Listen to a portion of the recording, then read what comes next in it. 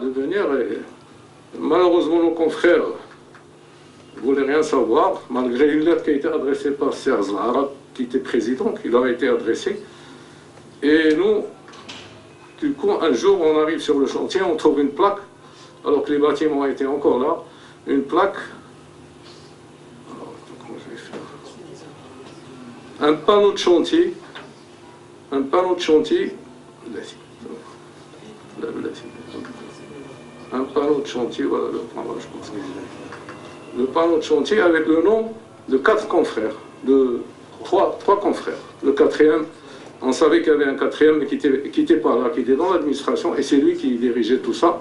Les gens, c'est pas la peine de citer son nom. Bon. Alors les 3 confrères, c'est bien le Maurice, au niveau déontologique, on n'avait pas le droit, et même au niveau juridique, nous avons une responsabilité, ce sont nos bâtiments, on n'avait pas le droit. Ils ne voulaient rien savoir, l'ordre n'a rien fait, et là je reviens à la responsabilité de l'ordre, parce qu'à ce moment-là, il fallait absolument convoquer ces gens-là, et leur imposer l'avis de l'ordre. Alors je vous rappelle que j'ai eu le plaisir d'être président du Conseil national et j'avais traité des dossiers similaires et encore plus sensibles.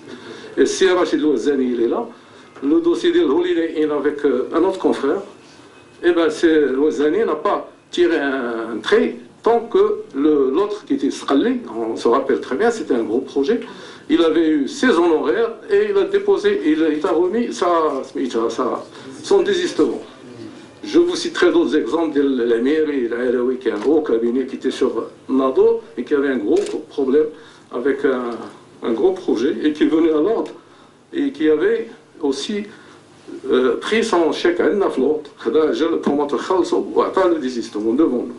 Et c'est après que l'autre architecte a pris les choses en main. Donc là, je dis qu'il y a une responsabilité de la profession, des architectes bien entendu, mais la profession qui ne fait rien, parce qu'entre-temps, pendant le procès qui a duré jusqu'à 2003, donc on a eu gain de cause par la Cour suprême, par une décision de la Cour suprême, pendant cette période, les cabinets concernés, ils ont beaucoup souffert.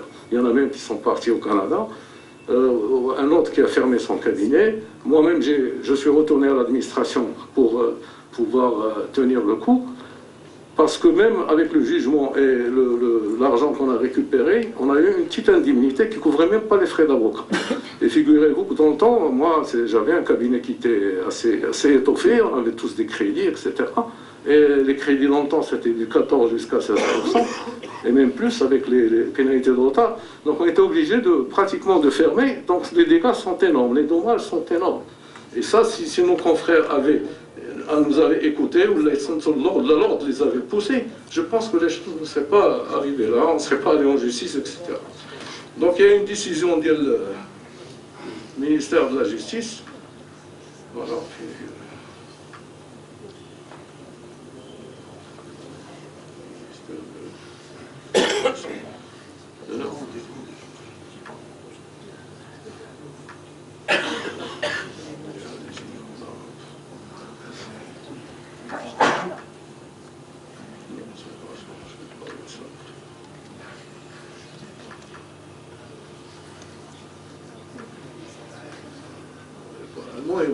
On a une décision numéro 244, la Cour, le tribunal administratif, après 3 expertises financières, techniques, architecturales, des experts qui nous ont donné raison, le tribunal administratif nous a donné raison, et le jugement, le syndicat des communes avec Kojeba, ils sont allés, on est parti en cour d'appel, la Cour suprême, et la Cour suprême, après délibération de 2 chambres, parce qu'en général c'est une chambre, et pour essayer de bloquer la décision, ils ont introduit la chambre sociale, parce qu'en disant que c'est un projet social. Donc, malgré ça, on a eu gain de cause, et on a été payé de la totalité de nos honoraires. Alors tout ça, c'est bien beau, parce que je pense qu'on peut être fier, parce que pour une fois, les architectes, ils sont allés jusqu'au bout, et pas avec n'importe quelle administration, et ils ont eu gain de cause. Donc c'est une excellente chose, et je crois que ça méritait, donc on était très satisfaits. C'était un vrai acquis pour la profession. Maintenant, après, en 2003, le procès qui démarre, en 2005, En 2005, on a été convoqué comme témoin sur l'affaire Projet Hassan. Deux témoins, on s'est dit, nous, on a fait notre travail. La Cour suprême ne nous a donné raison qu'après consultation de tous les documents et des experts, aussi bien au niveau travail, au niveau documents qu'on a produits, c'est-à-dire remplir le contrat Vietnam. Il a été rempli entièrement et donc confirmé par la Cour suprême. Donc on était heureux, on s'est dit, on savait qu'il y avait des choses qui n'allaient pas dans la deuxième phase du projet, on était content, on s'est dit peut-être que la justice va faire son travail, elle va condamner les gens parce que la deuxième phase, il y a eu beaucoup d'écrits sur la deuxième phase, beaucoup d'articles qui ont beaucoup critiqué, peut-être en tous les cas ça concernerait la deuxième phase s'il y a des accusations, des choses grave, ça ne pourrait pas nous concerner.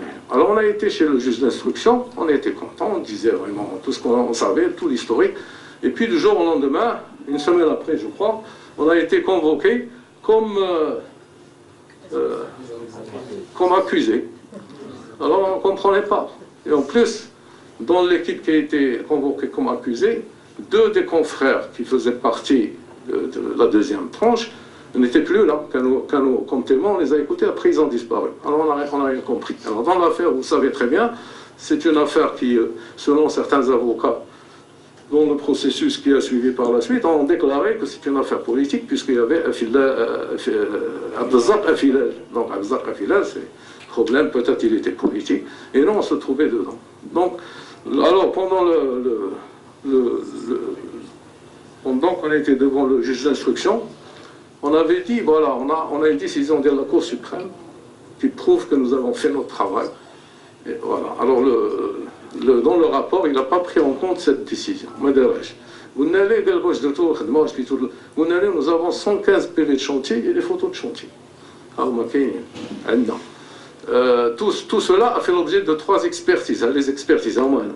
Tous ces documents-là, il refusait de les prendre, et il a mis ce qu'il voulait mettre sur le rapport qui était après remis au parquet, de manière à ce qu'on soit accusé. Alors, il se basait exclusivement sur d'un autre confrère encore, et c'est là où, d'ailleurs, on a déposé aussi une plainte contre lui, qui s'appelle Zian, un expert, qui a été voir sur le chantier ce que voulait voir la FOA pour résilier notre contrat. Et comme il n'est pas arrivé par la voie civile, ils ne sont pas passés au pénal. Alors, ce confrère aussi, il n'a jamais été écouté par le Conseil de l'ordre, ce qui n'est pas normal. D'ailleurs, ce même expert, devant le juge, il a renié tout ce que les avocats disent. Non, les photos, les PV de chantier, comment vous dites qu'il n'y a pas de construction? Alors, il a nié devant le juge ce qu'il avait dit devant le juge d'instruction. Voilà encore un confrère qui porte atteinte à la profession. Et donc, alors, donc, on a eu ce procès qui a duré 7 ans. Pendant les 7 ans, on allait, presque chaque semaine, il fallait être présent au tribunal. Quand c'est reporté, c'est reporté, c'est reporté. Jusqu'à dernièrement, où ils ont délibéré, et ils ont donné, bon, le procès continue, il y a eu des accusations en vrac, parce qu'on n'a rien compris, parce que nous, ceux qui ont dirigé la première tranche, la phase, n'ont rien à voir avec la deuxième phase, et donc, on n'a rien compris. C'était en vrac, un jugement. Tout le monde a fait appel, le procès continue, mais on n'est pas encore sorti de l'auberge. Alors, parmi les choses que... Alors nous, entre-temps, on avait quand même saisi le Conseil de l'ordre national, Silouabi, c'est lui d'ailleurs qui a... D'ailleurs, on le remercie, il a souvent été, venait de Tanger à Rabat, il y avait une commission qui a examiné les rapports, les documents dont nous disposons. Et il fallait qu'on soit présent pour fournir aussi les explications. Donc on a remis ces documents-là à cette commission dans laquelle était représentée la fédération du bâtiment, qui est présidée toujours par Bouchaï Ben Hamida, et l'AMSI, présidée par Ziani, qui est toujours président de l'AMSI. Pourquoi? Parce qu'il y avait le bureau d'études, il y avait une entreprise aussi qui était, d'après ce qu'on a compris, n'a jamais... C'est un truc bizarre, c'est quelqu'un qui est administrateur, mais qui n'a jamais signé aucun document de l'administration. Concernant ce projet, aucun document, aucun document, aucune pièce, il ne figure sur aucun document à Ottawa. Des avocats dialoguent, peut-être c'est un règlement de compte, fin l'histoire. La fédération se sentit responsable et voulait défendre ce monsieur qui ne semble pas, qui ne devait pas être avec nous. Alors les 3 organisations de Jimeo, où j'avoue des experts, il y a eu des confrères d'Iana d'ailleurs de Casa qui étaient présents, des ingénieurs experts. Il y avait Silouhabi qui était juriste aussi, et ils ont examiné pendant longtemps, je ne me rappelle plus, je crois 4 mois, le dossier. Et finalement, ils ont donné leur avis, voilà, sur l'ensemble. Et il y a un document qui est présent actuellement, qui dit, voilà, les conclusions. Ça.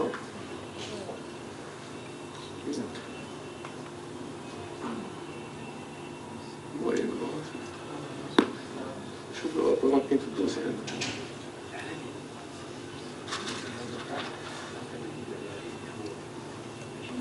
La conclusion, c'est que nous, les architectes, les ingénieurs et l'entreprise, ils ont fait leur travail conformément au contrat et qu'ils n'ont nullement dérogé ni aux us et coutumes de la profession. Ils n'ont commis aucune faute professionnelle. Ce rapport, il est signé par les 3 organisations professionnelles. Ce rapport lui-même a été remis aux 2 derniers ministres et à ma connaissance au cabinet du nouveau ministre de la Justice. Il a été remis au procureur, donc il a circulé. Il a même été remis, peut-être un des conseillers qui n'est plus là de Sa Majesté, pour dire que ces gens-là, nous avons examiné. D'abord au niveau professionnel, ils n'ont absolument rien fait. Ils ont fait leur travail, ils méritaient les honoraires qu'ils aient touchés. Et voilà, donc ça, alors ça, c'est ce que je voulais dire, la conclusion. Voilà. La conclusion du rapport. Moi, je me permets de vous montrer quelques documents parce que c'est vachement important.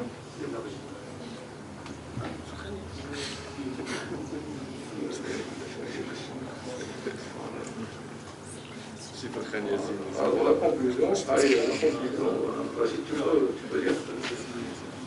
Alors, les organisations professionnelles sollicitées par les demandeurs émettent le présent avis professionnel attestant qu'au vu de la réglementation en vigueur au moment des faits, au vu des pratiques professionnelles en usage et au vu des divers éléments qui leur ont été présentés, elles n'ont pas relevé de transgression à la réglementation ni aux pratiques professionnelles. Voilà, ça c'est un petit peu le rapport des 3 organisations. Alors ce rapport, on a essayé de sensibiliser parce que vous savez, la justice, il faut expliquer. Nous avons une profession très complexe et ce dossier est déjà très complexe. Nous avons essayé d'expliquer à travers les 3 organisations qui ont vu tout le monde, tous ceux qui étaient concernés, le ministère, le procureur, tout ça, pour leur dire, voilà, on est là pour vous accompagner, c'est pas pour défendre ces gens-là.